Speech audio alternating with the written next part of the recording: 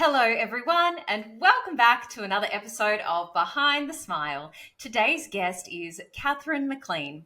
Katharine is a holistic counsellor and trauma-informed mentor with over 23 years of experience helping people break free from the long-standing patterns that keep them stuck, whether in relationships, parenting, mental health, or addiction. Since getting sober 4 years ago, after masking her own addiction to alcohol for over 2 decades, Katharine's passion for this work has only deepened. Now, as the founder of The Light Becomes Her, she is dedicated to helping others heal their childhood wounds, rewire subconscious patterns, and step into their most authentic, empowered selves.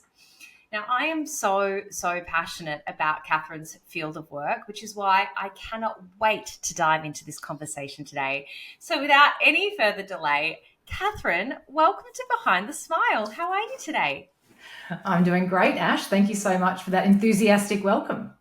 Of course. I really mean every word that I said. I'm so passionate about the work that you do, and I feel like I've got so many questions to ask you today. So I know that this is going to be an epic conversation.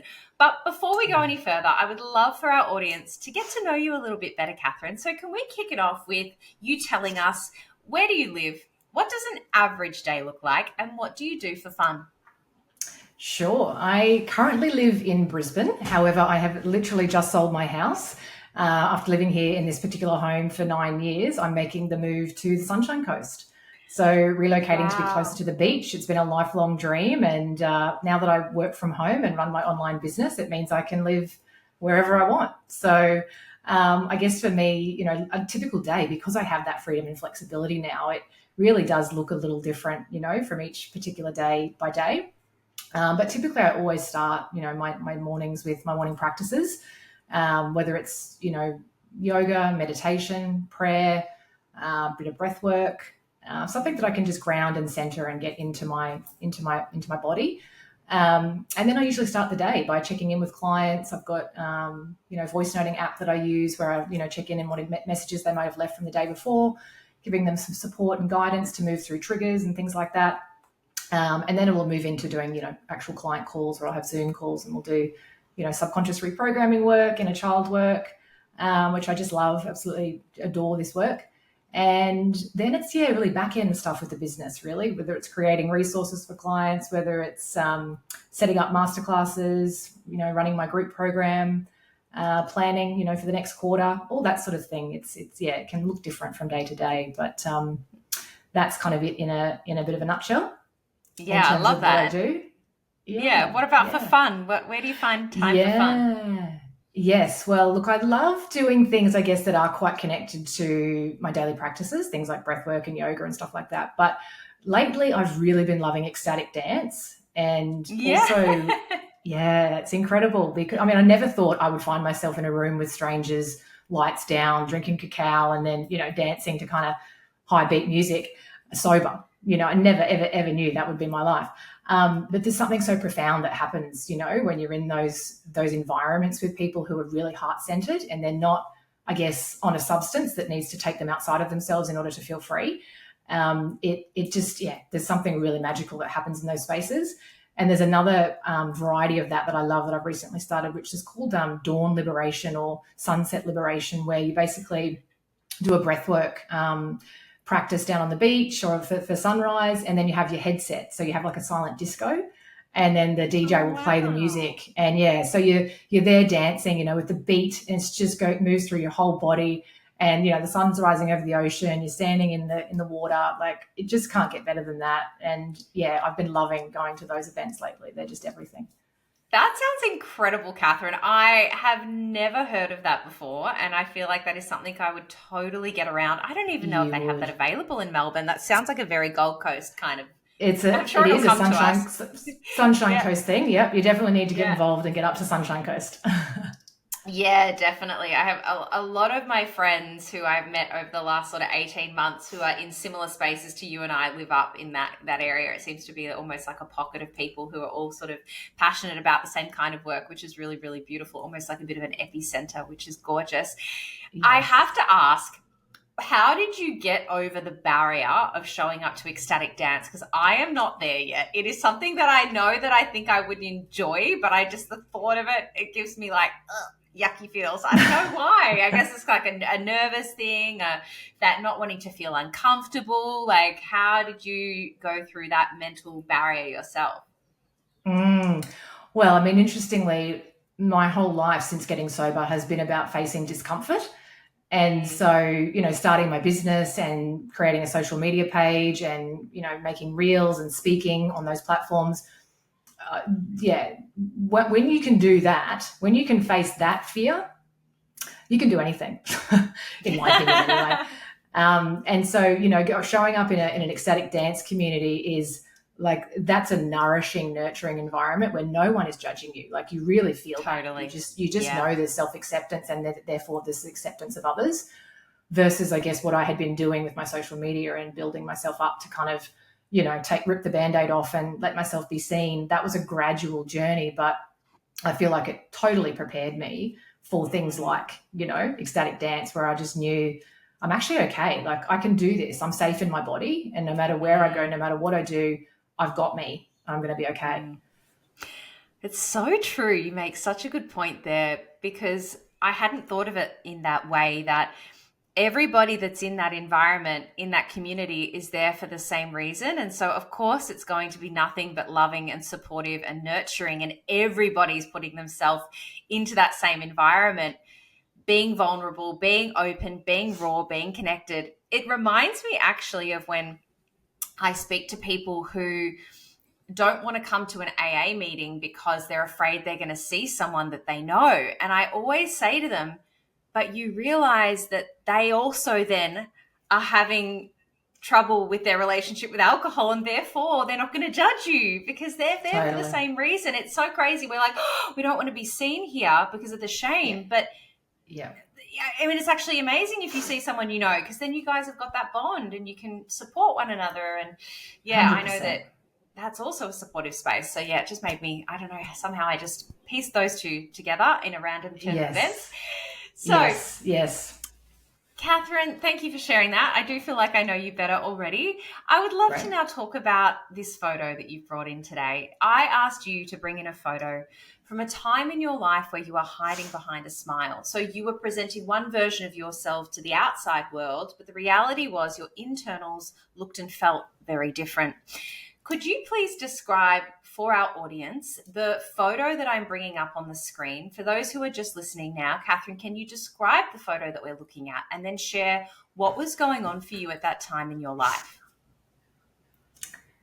Yeah, absolutely. So this photo is me in my workplace. I just received a nomination for a leadership award.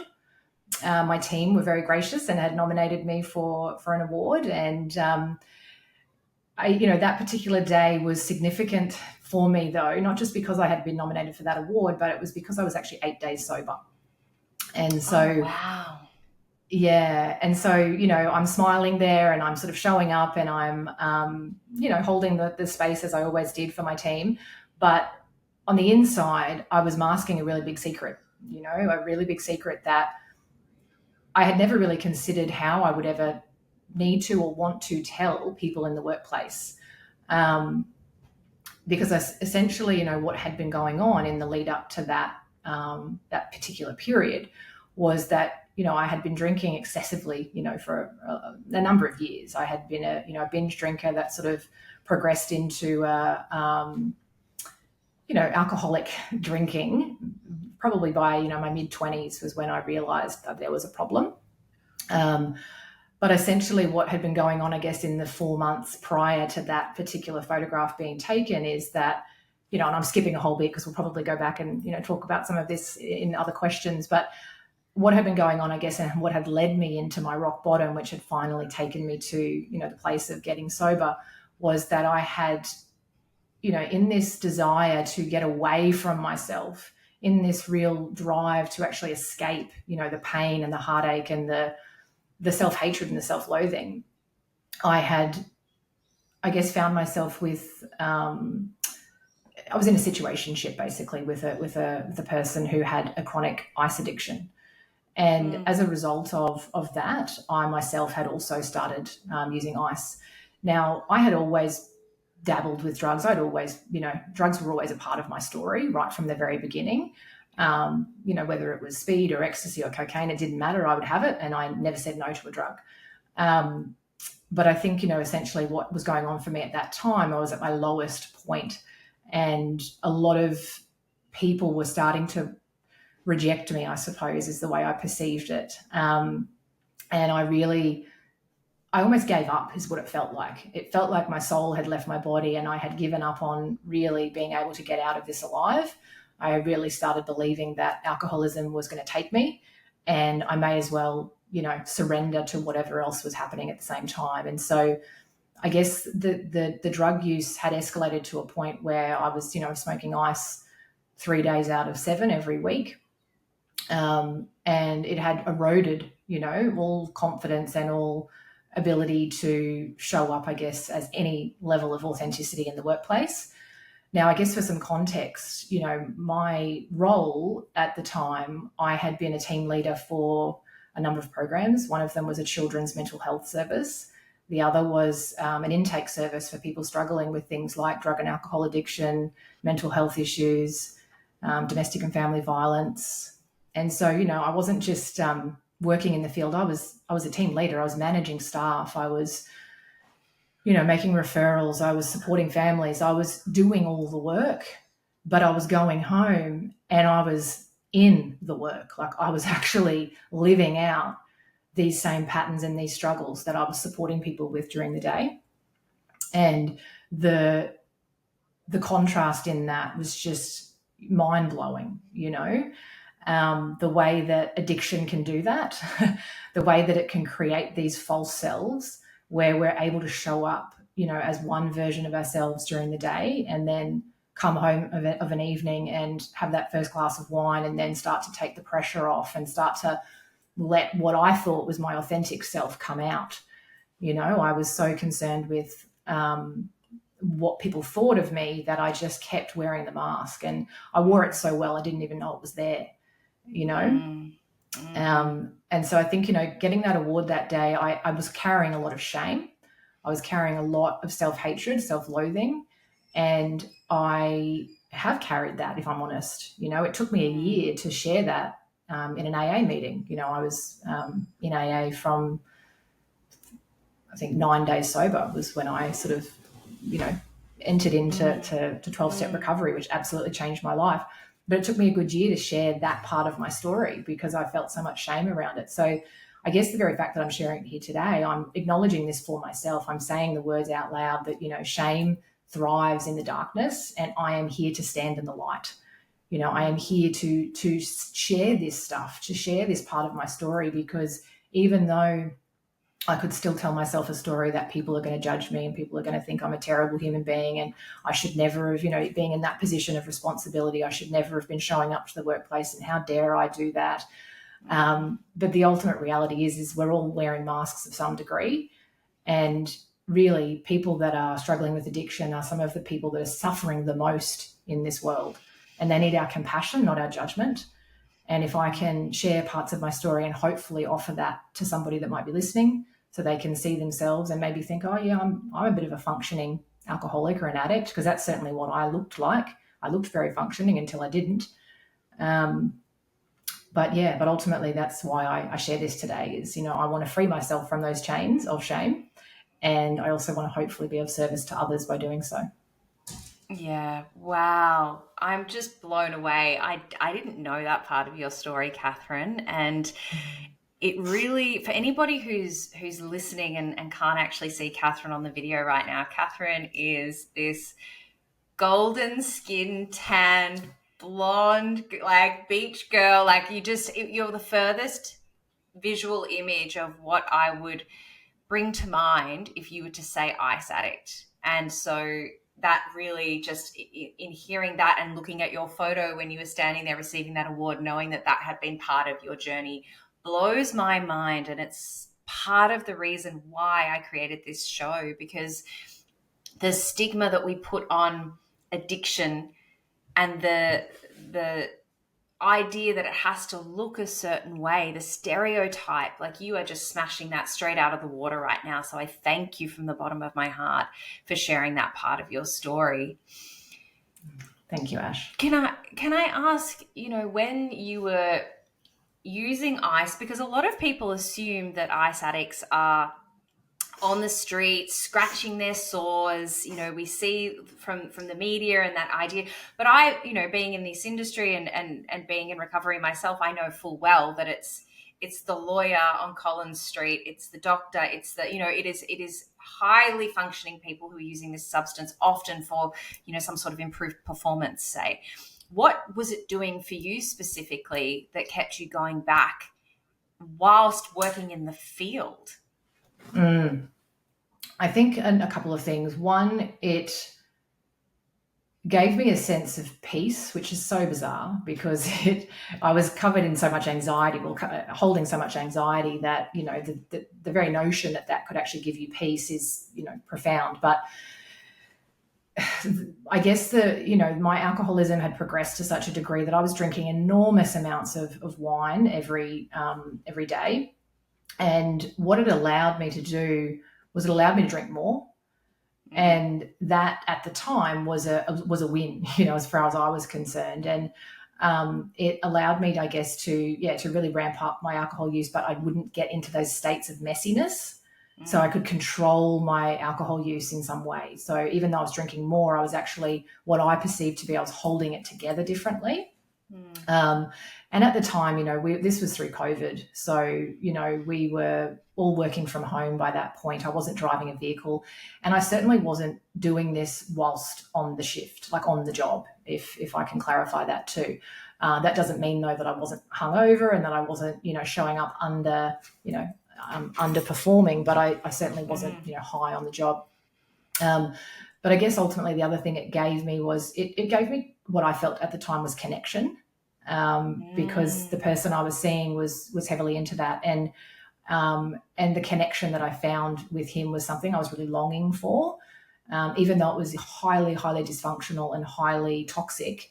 It didn't matter to my nervous system. It just mattered that it was a human, and that sounds really, really sad, but like it had got to the point that I would have, if it was a warm body, I would have taken it, and.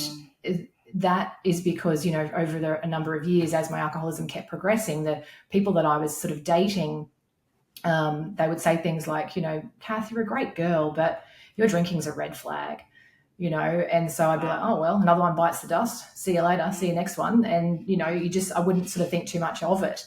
But it kept happening and it kept happening. And then, of course, I could only attract other alcoholics and other addicts. And that was part of what I chose as well. My wish list for a partner was someone I can drink with, someone I can laugh with. That was pretty much it. It didn't matter if you didn't have a job, if you didn't have a car, if you lived with your parents, if you were unemployed, all those things. It didn't matter to me. It didn't matter that you were an addict. It mattered that you would accept me for my addiction. And so I also, guess, not call me out on my shit. Totally, Did you find that I was the same? Yeah, you would attract people who, would drink or use the way you did, so that you then can't call each other out because you've both got your vices and they're just kind of playing in tandem. Totally. And yeah, I mean, I think because I had lost sight of how chronically addicted I was, I needed someone that almost couldn't see that too. You know what I mean? Because they were in their own addiction. So that was, it gave me that, I guess, at the time, the ice, it gave me a reprieve from having to look at myself. It gave me false sense of connection. It gave me the ability to keep going on the path of destruction, because at that point I had kind of surrendered to, this is my life. So, and in many ways, because Gabor Mate obviously talks about this, is it's not why the addiction, it's why the pain. And so, that pain of rejection that I had been carrying since childhood, that kept perpetuating and kept coming into my reality, because, we're energetic beings, we attract what we are. So I kept, receiving it on the external and meeting it. And it was eating me alive, the self-hatred and the self-loathing, because, we reject what we reject in ourselves, we then experience on the external as well. So, all of that was so painful to me that the numbing that came with the drink and with the drug was highly, highly enticing for me. Can we go there, Kath? I'd love to talk about your childhood. Tell me, what was your childhood experience like? Were there any adverse experiences that contributed to this sense of lack, this lack of self-worth, this perhaps desire to escape? What can you share from that time? Yeah. So in terms of growing up in my household, my parents are still together to this day. We're still, a family of four. It's just my parents and my brother and I. We're very close knit. We're very connected. But growing up, there was a lot of dysfunction. There was a lot of unprocessed trauma. That my parents had not ever had the tools or the wherewithal to navigate through themselves. And so when they were parenting us, they were parenting from a place of fear and a place of control. So what that, I guess, looked like for us is that, my brother and I, we did struggle under, an environment where we were sort of often walking on eggshells, often not knowing, if we were going to upset one of our parents. And, my mother was highly reactive, highly emotional and volatile. And my father was a person that, was very calm and level until he wasn't, until he would lose his temper and would absolutely fly into a rage and will become physically violent. And he also had a drinking problem. So the unpredictability of that environment growing up created a real dysfunction in my nervous system. Disorganization, we would say, really, if you're looking at it from an attachment style lens, because my caregivers were both the source of love and the source of fear. I wasn't really sure on any given day who I was going to get, and not just any day, in any moment, really, whether I was going to get the nice version or the angry version. And, I'd learnt what I needed to do in order to stay on the good side, and things like, keeping my mother happy and looking a certain way, speaking a certain way, behaving a certain way is what worked. And I then banished, all the other parts of myself that might be not acceptable to her and to my father. And until such time that I would bring them out and they'd come out in full force, So that's the thing about our shadow. Whatever we push into our shadow will still come out and it'll bite us on the ass. And so by the time I found alcohol, and it's not like I found it. I mean, I'd started drinking shandy and, you put a bit of beer in your lemonade, or other way around, I should say. But I started doing that, when I was like 12 years old. So I had, alcohol had always been around. It had always been something that I had been exposed to. Obviously, my father was a big drinker. My mum always had a glass of wine in her hand, but she wasn't, a drinker like I am, of course, or was. And yeah, I guess so. Essentially, when I finally found alcohol, I had already been navigating a lot of self-loathing, a lot of self-hatred. I had turned a lot of what my parents' antagonism, I turned a lot of that towards myself, and I had started, really just sort of despising myself. I hated what I looked like. I hated, I thought I was stupid. I thought I was not, not pretty enough, or whatever, all the stuff, that teenage girls can often go through when they're not receiving, I guess, that acceptance and love in the family home.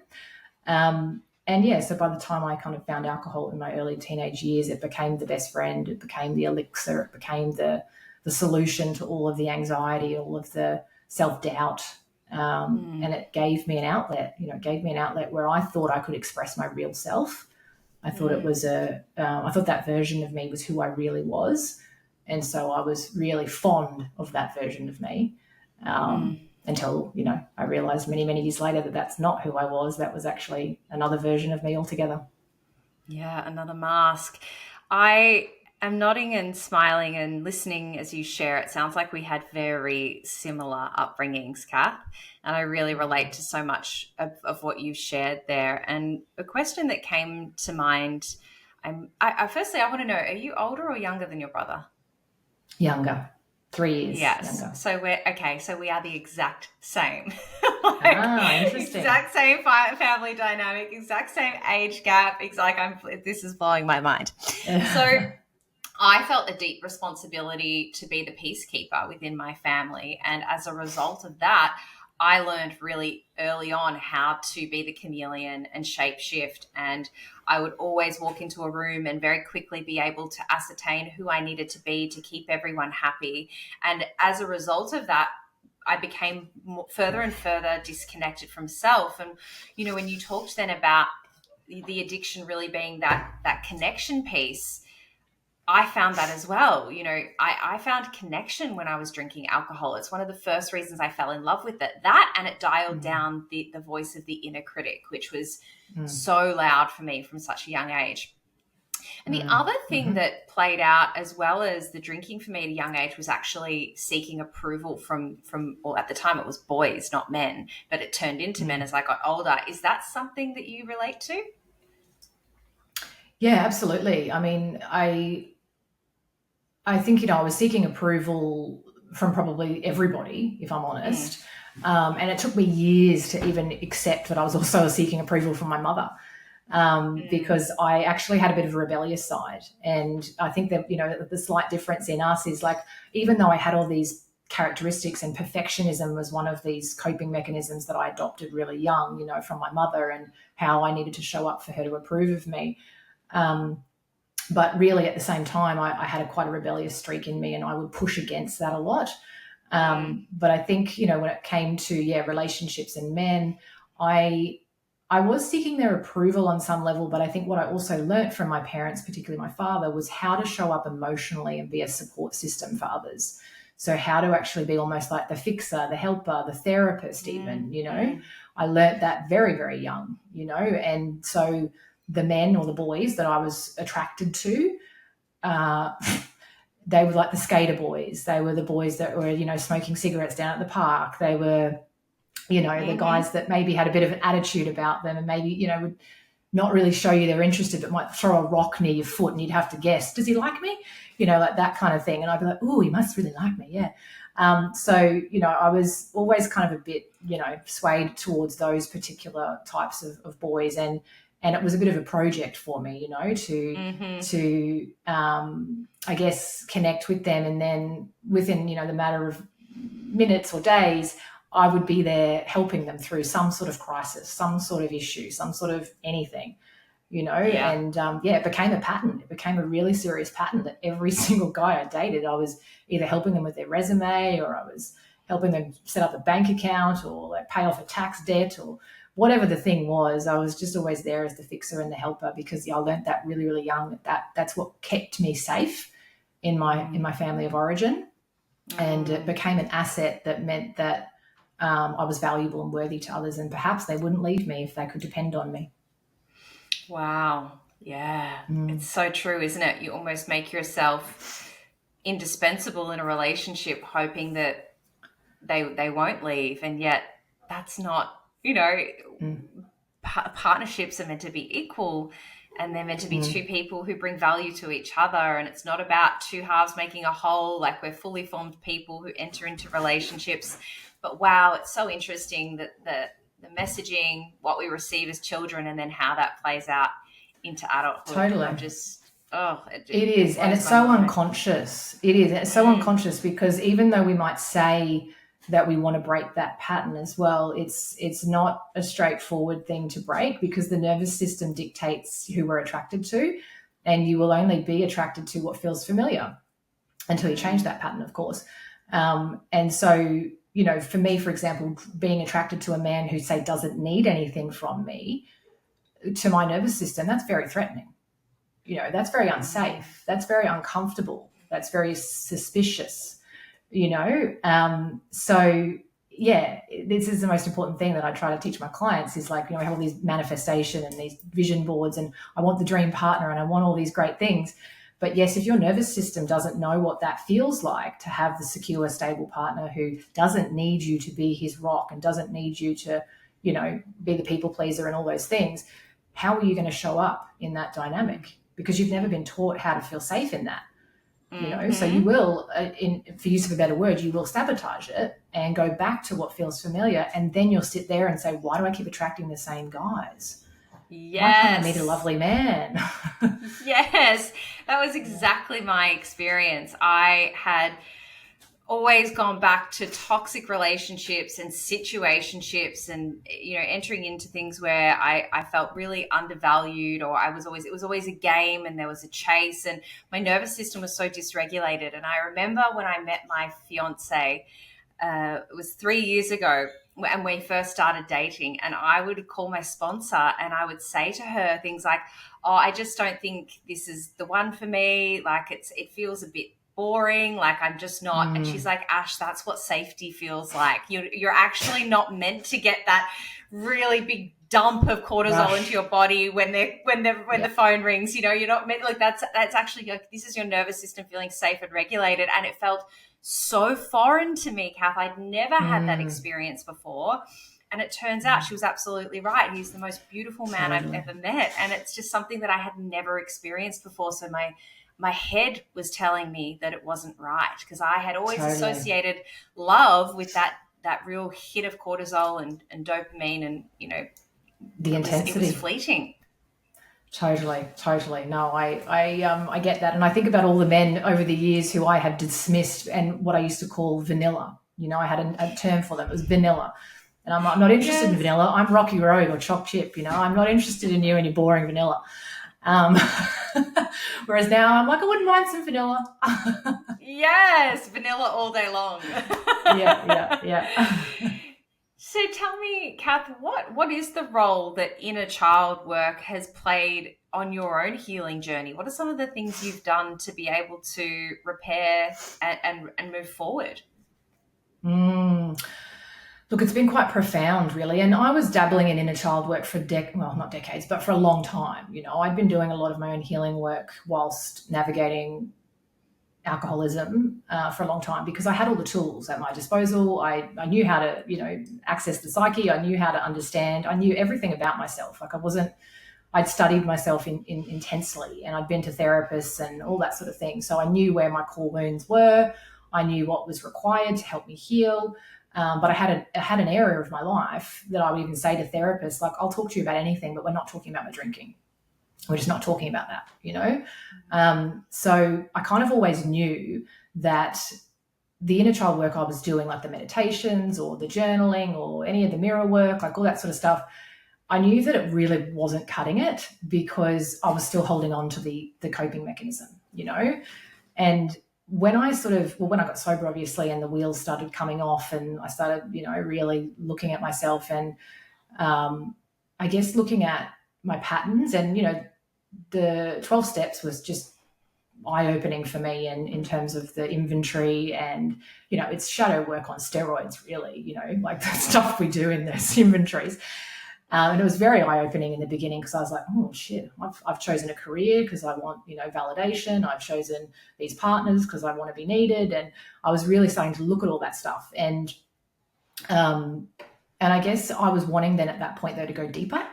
I was like, I want to go like a little bit deeper with this. And, thankfully I knew where to turn. I knew what to do, but coaches and mentors just happened to, like, one coach and one mentor happened to sort of come into my life at that time, over the space of about 6 months. And I sort of, both of them had different approaches, but ways of tapping into the subconscious and working with your inner children. And so that kind of opened the door where I was like, okay, I know what I need to do. I need to go back into, looking at these younger parts. And I started getting really into IFS, internal family systems, and really looking at, I guess, addiction as a protector part, and really understanding that it's young as well. It started at a young age. It may not have been that I necessarily, was using the alcohol even, but perfectionism is an addictive, habit as well. All these things started really young. So when I started piecing all that together, I started, I guess, doing some of that deeper work to really revisit the experiences in my childhood where I did feel neglected, or I felt abused, or I felt abandoned, or I felt rejected. And I, revisited them, not just through the level of the mind, but through the body. And I really allowed myself to go there again. because, the subconscious doesn't know the difference between an emotion that's felt now and an emotion that was felt in the past and the future as well. It exists outside of time and space. And so all of our emotions, our stored emotions and our trapped energies are stuck in our body, frozen in time of when they actually were first created. So I knew that things from age 6 and age 7 and 9 and all these things were starting to, I guess, come up. And I knew that I needed to meet them at an emotional level. And from there, I started having, I guess, more awareness of particular traumas. One in particular from age 3 that was a sexual trauma that had been shut down, completely shut down until, I guess, in my 20s when I started having kind of visuals and, things started coming online. And I thought, wow, okay, that may have happened, but I didn't trust myself. Like I really didn't trust myself. But through this, I guess, inner child healing and connecting with energy healers as well, which is, a form of subconscious work that I'm also trained in. And I really help my clients to identify, origin emotions and origin experiences that they may have locked away and not be able to access through the conscious mind. I started doing some of that, and that, I guess, gave me access to be able to unlock those earliest experiences and go back and revisit them and actually go back with a safe person, which is me. And I can become that parent for that little girl who didn't have a savior, who didn't have a protector, who didn't have somebody to tell her she's not alone, and do that deep reparative reparenting work, again, at the level of the body, so that the body can feel a thawing out and an unlocking of that frozen emotion. And from there, you actually experience, on the other side of that, these deep shifts where you no longer feel so afraid, you no longer feel so hypervigilant, so nervous in crowds. All these things that I had been struggling with for a very long time started to fall away. So for me, inner child work's been absolutely instrumental, and I've obviously incorporated it into my method and worked with that in many different ways. But yeah, I think, as I say, like identifying these parts of us as inner children, and they all have different roles and different ways of showing up. But if we can just connect and check in, and just ask what they need instead of judging these parts of ourselves and trying to push them away, that's actually how we can heal. And Kath, has your experience been that this kind of subconscious reprogramming has been effective immediately, or has it been a progressive reframing of thoughts and feelings and experiences over time? Yeah, look, I would say it's progressive, for me. There was a lot to work through, and certainly I guess, in the clients that I support, I offer this same message, is that we're not looking for a quick fix. We're not looking for a Band-Aid solution.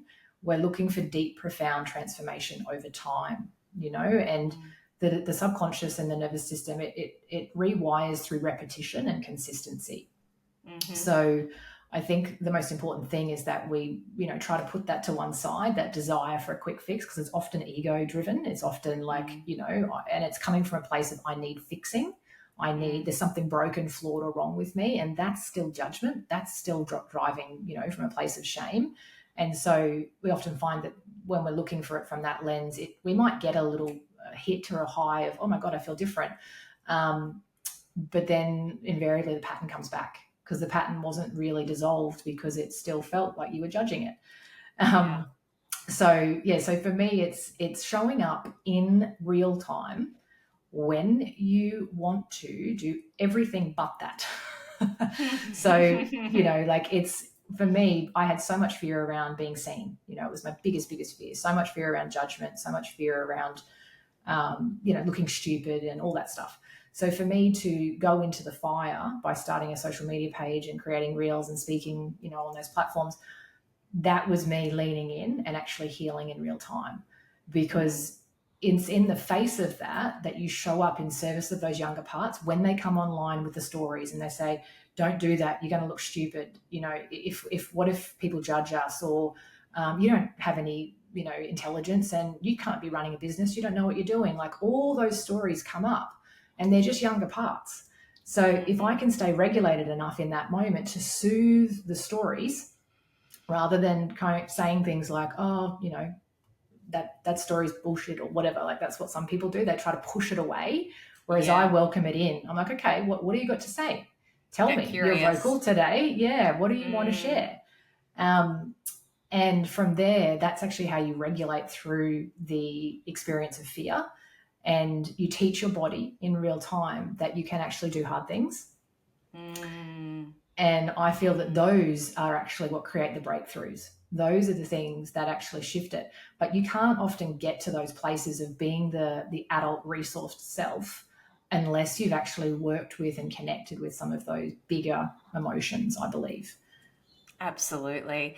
And I know for me personally, my meditation practice has been really powerful in this kind of work as well, because I was literally just talking to a client earlier this morning about this idea of being able to question those conditioned thoughts, those old ideas, negative core beliefs that are a part of us from adverse experiences. They come up, they're never going to stop coming up, but having that ability to pause and just lean in and, as we said, get curious, question the thought, go, that's interesting. Oh, this story's come back again today. All right, what are you telling me? And then asking yourself, is this in fact true? Is this an old idea? Or is this actually true? And where is the evidence to substantiate that? And if you cannot find evidence to substantiate the thought, then often it's an old idea that, is permission to dissolve or let go of now. But I would never have been able to do that if I didn't have that pause, that space between the reaction and the response. And that is something that I have cultivated through meditation. Tell me, what has your meditation practice looked like over the years and how has it evolved? Yeah, beautiful. Look, meditation's been instrumental for me in creating that pause. And, I've always been probably for about 10 years, I've been using meditation as a way to, quieten down the noise and just to be with myself and be in stillness. And I love stillness. I'm not a person that, resists that. But I think, when I first got sober, there was a lot of awakenings that were happening, and I was taking information from as much, many different sources as I could. And one thing I wrote on a Post-it note from the big book was pause when agitated or doubtful. And I was like, that's my motto. So I had to not just do things like be in meditation and actually just slow down the nervous system and be with the breath, but I also just needed to have visual reminders of, that's what you need to do. Because I'm practical as well. I'm like, you tell me the step, what's the actual thing I'm meant to do? And it takes so much practice, let's be honest. Pausing when agitated or doubtful, you have to have self-awareness that you're agitated or doubtful first. You Correct. know what I mean? And so many people don't have that, and it's only after the fact that, I'll talk to my clients about it and they'll say something to me and I'll say, oh, so right back there, that was you were triggered in that moment. And they're like, was I? Was I triggered? And I'm like, yeah, because of the way that, you perceived what that person said and what you made it mean, you then caused you to react in a way that made you act outside of integrity. So yes, you were triggered. And they're like, oh, I never thought of it like that. So, we often just don't know that we're living in this reactionary state, and we can't get to that place of knowingness unless we become the observer of our thoughts. And meditation is the beautiful foundation for that, because the amount of times I've sat in meditation and I've just thought, could you just shut up? The thoughts are so incessant. And I realized I had a method, not really a method, but I had an awareness of the first 10 minutes they're almost like a washing machine on the spin cycle. Totally. Yeah. The digestion process. Yeah. And so I'm just breathe, just breathe. It's okay. You can get through this. And then after sort of 10 minutes or so, I would notice a certain pattern and a rhythm would start to set in, where I was like, okay, I got through the chaos of the cycle of resistance, and I just stayed with it. And then on the other side, there's a peace and there's a calm here. And then that's when the downloads can come in. And that's when, the kind of that genuine peace that I had been longing for comes through. And then you open your eyes and you're like, wow, who am I? Where am I? What is this? And there's for me, there's nothing else that really provides that than meditation. And my spiritual beliefs and my spiritual connection is everything to me. It's it's everything. I don't know who I would be without it. So I'm very, very grateful to have meditation as a way to tap in. Beautiful. Kath, can we go back to, I would love to know what was happening for you in the 7 days leading up to your final day of drinking and using, because I'm wondering if there was a moment or a decision, or like what happened where you decided enough is enough. Well, I think with the situation I was in, obviously with the person I was sort of dating, there had been something went on, I guess, where I had felt my trust had been broken, and I had felt, there'd been a bit of a betrayal. Now, because of my own unhealed wounds around, rejection and betrayal, that really hit me hard, like really hard. And I turned into a version of myself I really wasn't proud of, and I scared myself. I became, not towards him, but, just my whole demeanor became quite aggressive. I had lost control of my emotions completely. And, I think kind of a couple of days prior, I had gone away with a couple of girlfriends, and,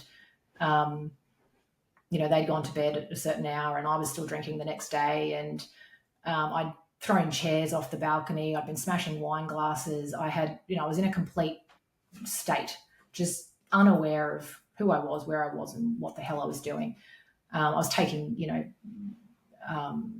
painkillers and other things as well to try to sort of numb myself out. But I had this moment, and I don't know what it was, but it was just a moment where I looked around and I saw the carnage of everything around me at this beautiful beach house, by the way, like, in paradise.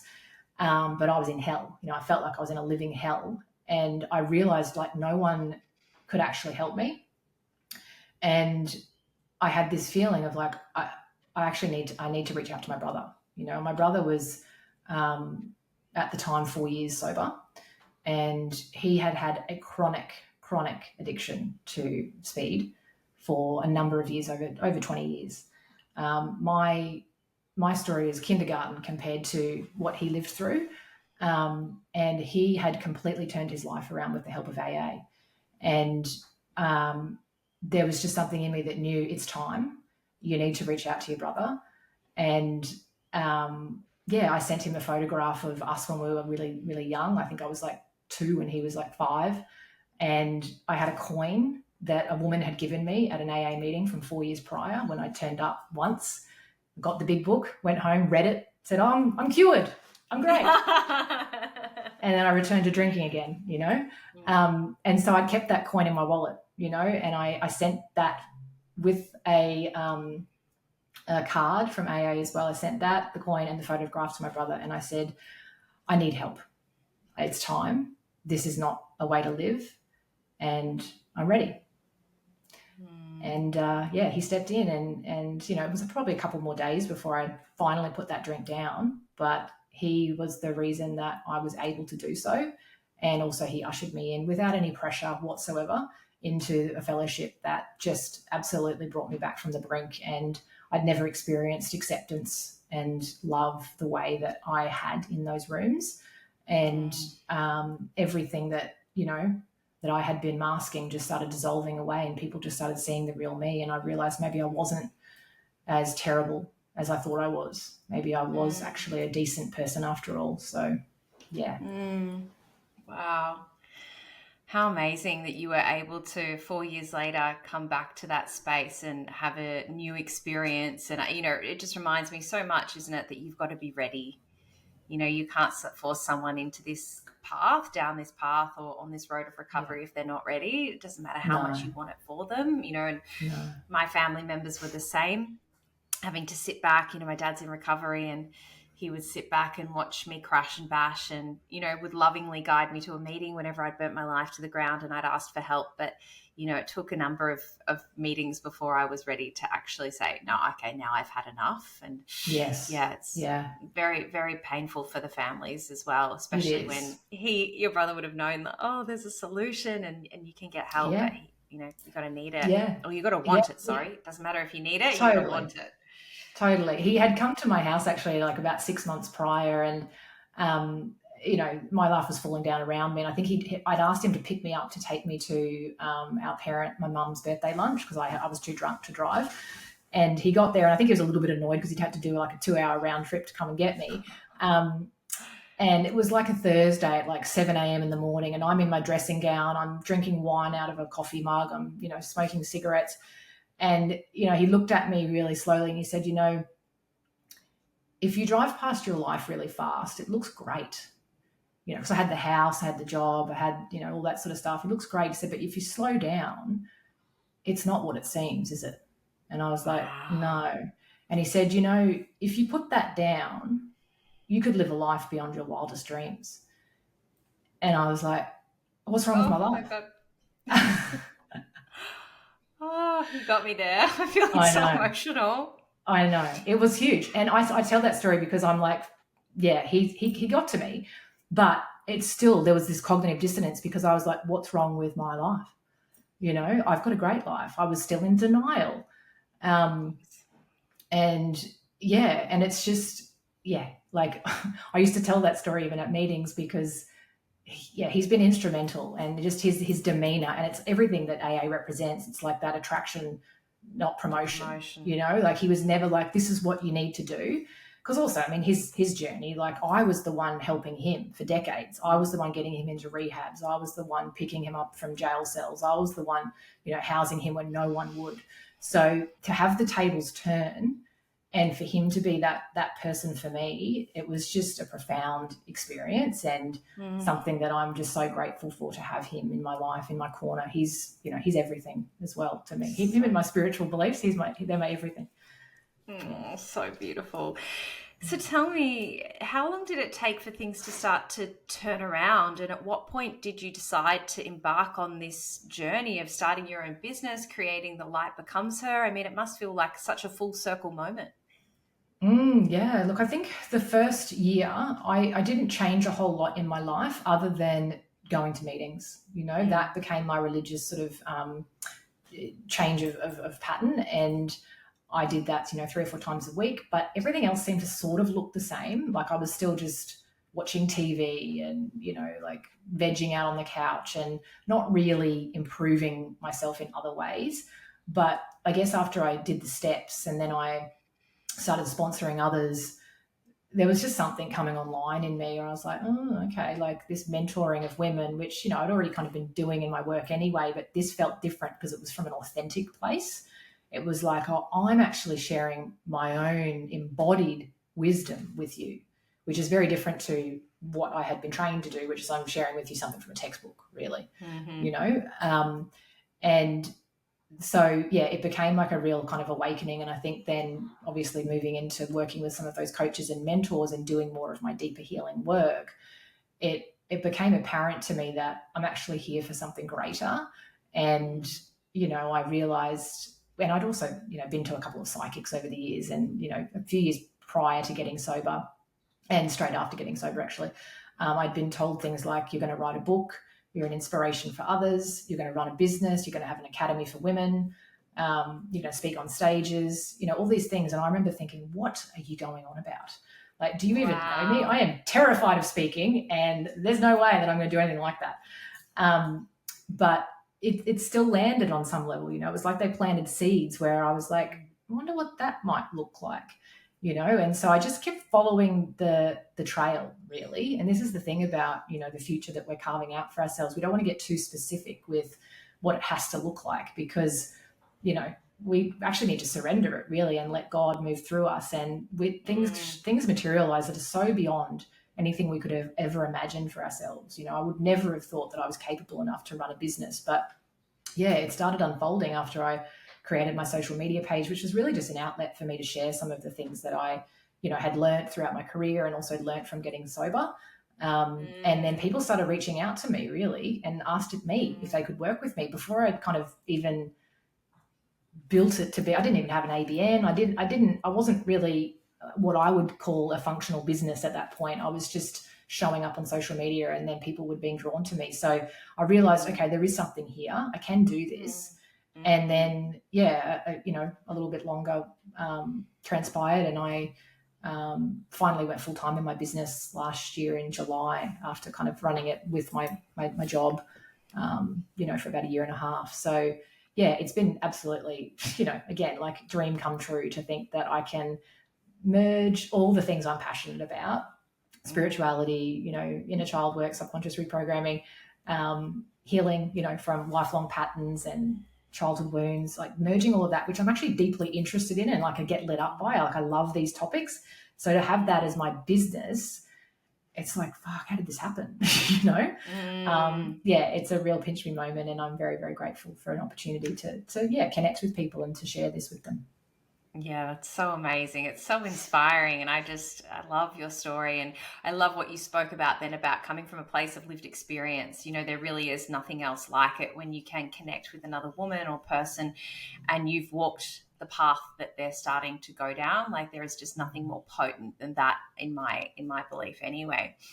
Can you talk to me a little bit more about emotional regulation and how important that is for you on your recovery journey and also with the clients that you work with and what they're journeying?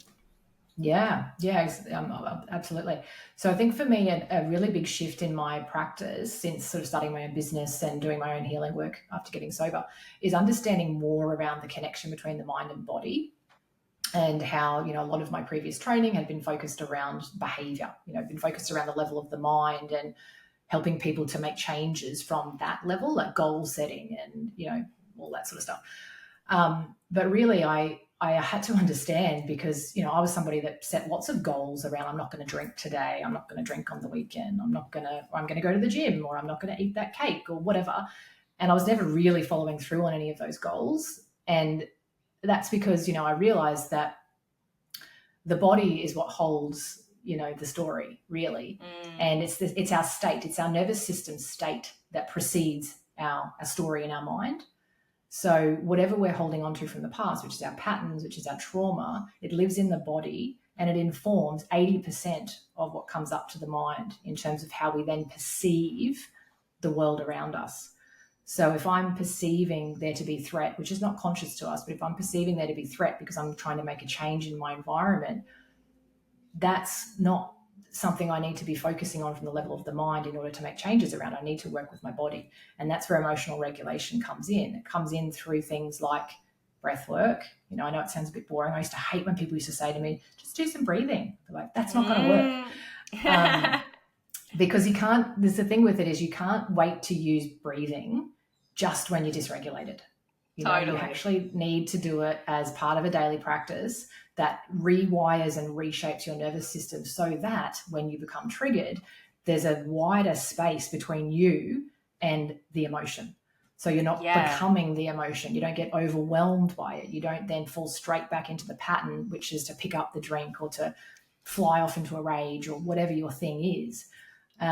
So that's why, we need to treat emotional regulation as a daily practice, not something we reserve for just when we need it. It's a repatterning and a reprogramming. But for me, I think one of the biggest tools, I guess, that I use for emotional regulation is actually feeling my feelings. And I know that sounds a bit like, oh yeah, what's that? But we actually need to process the emotion in the body, not just talk about it, not just even journaling. I think these things are good on a level of,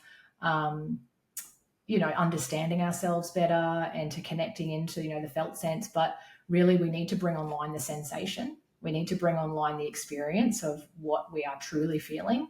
And we need to give voice to that from a bodily sense. We need to reenact it in some cases, the things that we didn't get a chance to complete. So the fight, flight, freeze response, it needs completion in order for it to be discharged. And I think that's the thing that seems to be missing in a lot of, therapies and mainstream kind of, work out there, is that we're not actually doing the work with the body to complete the stress response. And people are still going back to the same patterns over and over again because the trauma is still in the body and it's still making us think that we're under threat. Absolutely.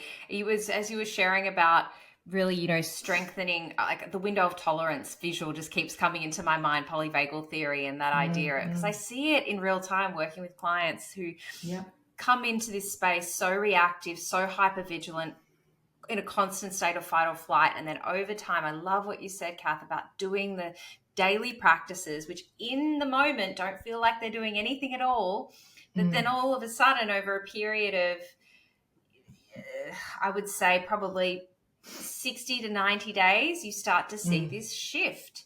And then all of a sudden you're less reactive to life, and what would have pissed you off in the past doesn't even bother you. You know, someone cuts you off and you just kind of shrug your shoulders and go, oh, well. Whereas like old version of me would have flipped the bird and said something. And, you know, like it's a different way of moving through life. And we get to move through life with this state of ease and grace and not full of resistance and friction. It's just so much easier. I love what you said about all of that. Hey, I'm curious. You know, you've shared so much about the journey you've been on, and sitting here talking to you, I can see that you are an embodiment of this work. But I speak from a place of my own personal experience when I say this, that we are a work in progress and that there's always opportunity for us to grow in different areas. What do you think right now would be the area of your life that you feel like requires maybe a little bit more attention or compassion or love as you continue to grow? I think it's always for me at the moment, it's related to my business, you know, because my business is my portal for transformation, and it's like, you know, it's an amazing thing to embark on, is, you know, a kind of service-led business, and particularly online. So I think for me, what can come up is some old patterns of protection, things like perfectionism. You know, I don't want to promote that masterclass, for example, until it's perfect, or I don't want to create that course until I've, you know, got all of the course outline in place, or, you know, for me, I'm going to start running retreats soon. So I'm excited about it, but there's a little bit of nervousness as well. Like, I haven't done that before, and, what's that going to look like? And how could I make that perfect? And I've got to get the best, you know, all the things in place. And so for me, and so for me, it's like, okay, can I notice myself in that when it's happening, and actually start to, you know, bring some compassion towards the part of me that thinks that she's only going to be enough if it's perfect, and instead actually start to invite in more soul-driven, soul-led, you know, action, rather than letting the ego take too much of the reins, because that tends to be what can happen for me if I let, you know, the excitement of doing something new get met with the ego identity that wants to control, that wants to perfect, that wants to make it look a certain way. And so for me, I think it's still something I navigate. You know, it's still something I navigate, and I have to bring compassion to that, and double down on my practices as well. You know, like doing the inner child healing work, and EFT tapping is really big for me. Like, I, you know, am constantly rewiring and like creating new self-concepts, basically, you know, of the version of me who can do these things, because I, you know, haven't done them before. So the evidence isn't there to say necessarily that I can, but how about I create a version of me that believes in me regardless, you know? And so I try to like lean into that through affirmations and through invocations and activations and all these things. And, you know, I'll record my voice on a voice note, and I'll play that while I'm driving, or I'll play it in the morning while I'm tapping, or I'll, you know, get in the mirror and play some, you know, high vibe music and do the power pose or whatever it might be. But I'm really committed to not giving into the patterns of protection that either have me in judgment of myself, that I'm not good enough, I haven't done enough, I'm not, you know, performing enough,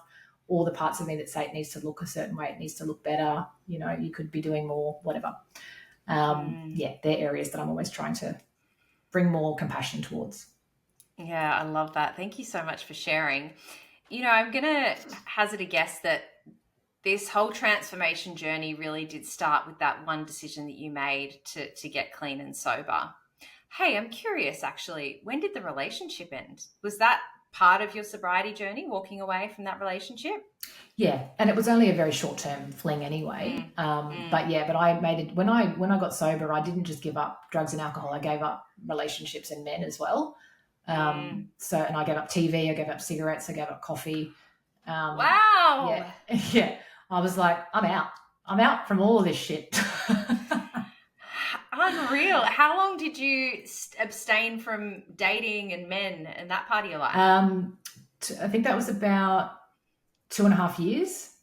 Wow. Yep. And then I dabbled back in, and I realized, I've attracted someone from my past, like a past version again. And I was like, this is not what I want. But then I realized, you actually need to meet this so that you can move through it, and that's how you dissolve the pattern.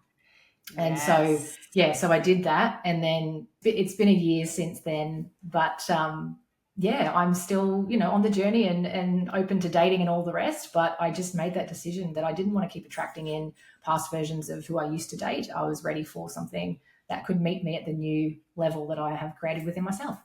Yeah, and that energetic vibration. That's so, so cool. And to have that level of not only self-awareness, but also self-worth, Kath, that you know what you want to call in now, and that you're not going to settle for, just a warm body, to use your words, which I could totally relate to being that girl. I used to think if I was picked, then that was it, pick me, love me. And then, but I never really took that autonomy to have that discernment around calling in who was actually the right person for me. And so I honor you in that. I see you in that, and I respect it so, so deeply.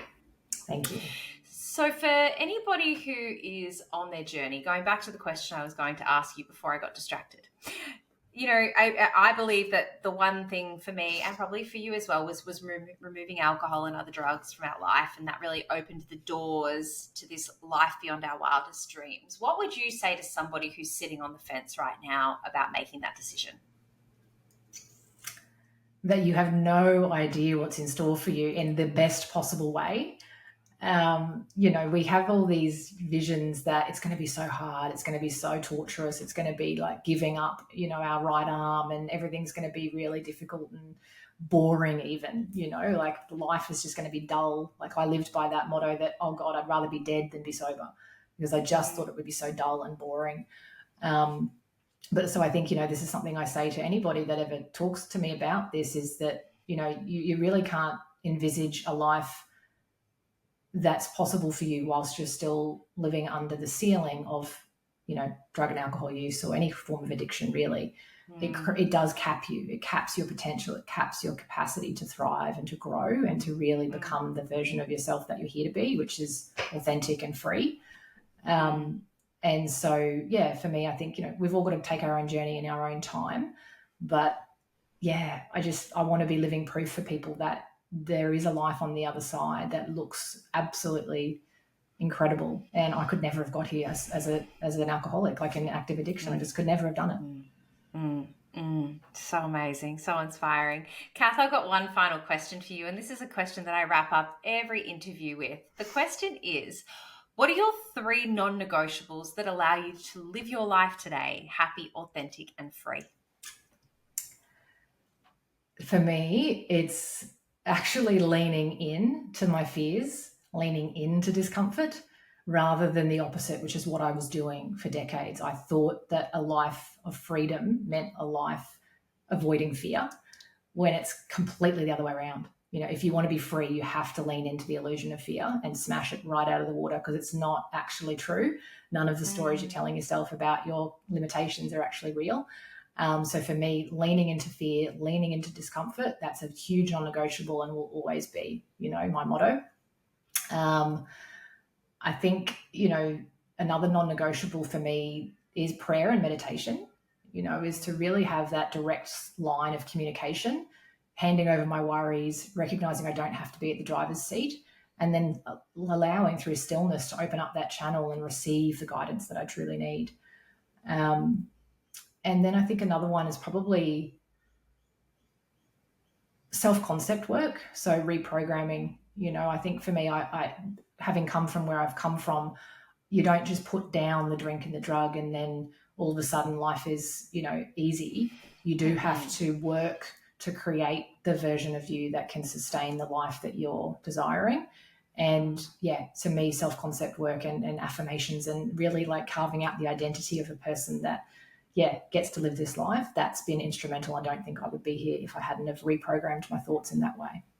Yeah, so powerful. And just the fact that you really chose you in that moment, the fact that you've engaged with mentors and coaches and you've really done the work has given you the foundation, because recovery is not something that we do alone. Whether you go through a 12-step program, whether you reach out to mentors, coaches, do different modalities, somatic healing, whatever it is that works for you. Maybe it's all of the above if you're like Kath and I.